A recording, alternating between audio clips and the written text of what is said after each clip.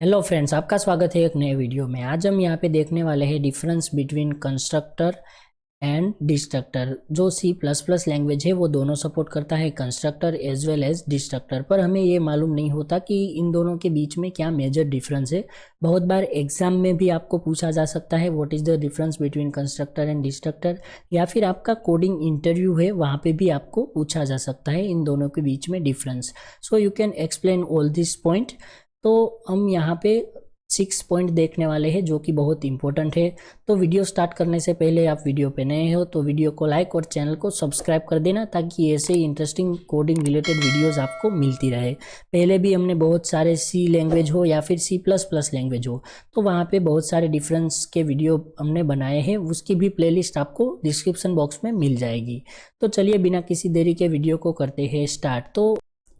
तो हमने यहाँ पे पहले पॉइंट में क्या लिखा है, the constructor name must be the same as that of the class. जो कंस्ट्रक्टर है उसका नेम यहाँ पे क्लास के नेम से सेम होना चाहिए और क्लास के अंदर इसको हमें डिफाइन करना है।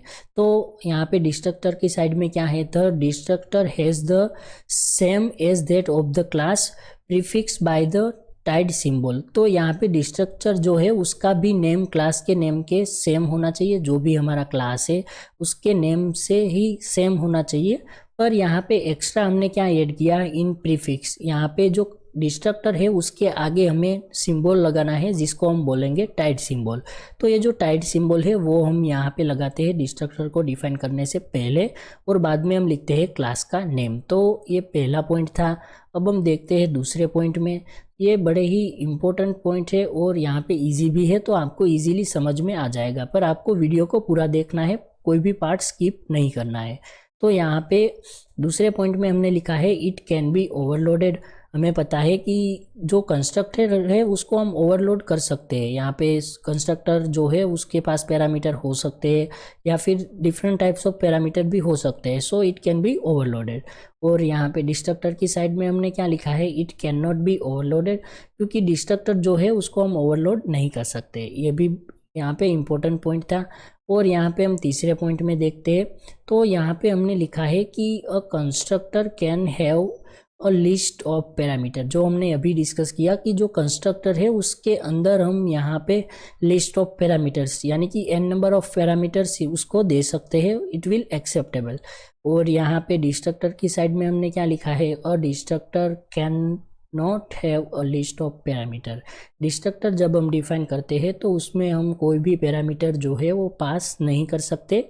तो ये भी एक डिफरेंस था। अब हम यहाँ पे देखते हैं पॉइंट नंबर 4।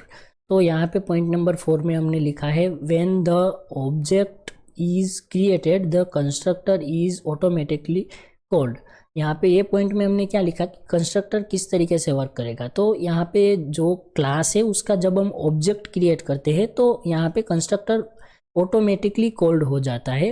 पर डिस्ट्रक्टर की साइड हम यहाँ पे देखते हैं इसके सिनारियो में क्या है, when the control reaches the end of the class scope the destructor is executed automatically to destroy the object। तो यहाँ पे इसका मतलब क्या हुआ कि यहाँ पे जब क्लास जो है उसका एग्जीक्यूशन टाइम जो है वो आउट ऑफ द स्कोप, यानी कि जब खत्म हो जाएगा तो जितने भी हमने यहाँ पे ऑब्जेक्ट क्रिएट किए हैं उसको डिस्ट्रॉय तो करना पड़ेगा।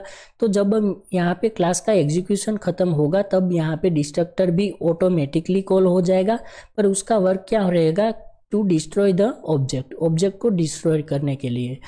और यहाँ पे 5th पॉइंट में हम देखते हैं multiple constructor can exist inside the class. जो कंस्ट्रक्टर है वो मल्टीपल हो सकते हैं इनसाइड द क्लास। यहाँ पे क्लास के अंदर हम मल्टीपल कंस्ट्रक्टर को लिख सकते हैं, इट्स वैलिड।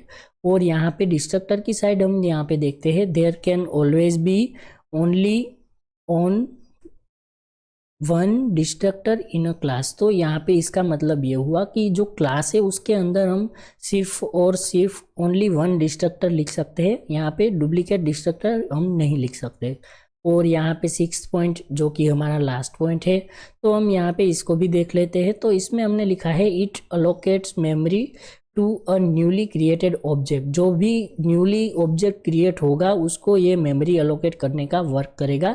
सपोज हमने यहाँ पे कुछ सिनेरियो में ऐसा भी होगा कि जब हम क्लास के अंदर कंस्ट्रक्टर को नहीं लिखेंगे तो भी ऑब्जेक्ट को मेमोरी अलोकेट हो जाएगी। क्यों? क्योंकि जब हमारा प्रोग्राम कंपाइल होता है तो कंपाइलर बाय डिफ़ॉल्ट जो है वो कंस्ट्रक्टर को ऐड कर देता है, जो कि होता है डिफ़ॉल्ट कंस्ट्रक्टर, और एक होता है पैरामीटराइज कंस्ट्रक्टर।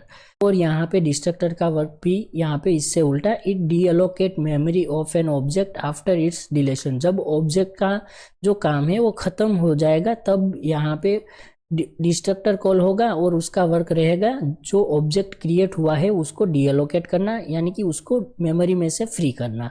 तो ये 6 पॉइंट थे, बड़े ही इजी थे और इम्पोर्टेंट भी थे। तो आपको ये वीडियो कैसा लगा कमेंट बॉक्स में ज़रूर बताना, और अभी तक आपने वीडियो को लाइक नहीं किया तो वीडियो को लाइक और चैनल को सब्सक्राइब भी कर देना। अगर आपको ये PDF या फिर ये इमेज चाहिए तो डिस्क्रिप्शन बॉक्स में हमारी टेलीग्राम चैनल की लिंक होगी, वहाँ से जाके आप ये इमेज को देख सकते हैं और डाउनलोड भी कर सकते हैं। तो मिलते हैं एक ऐसे इंटरेस्टिंग वीडियो में, तब तक के लिए बाय बाय।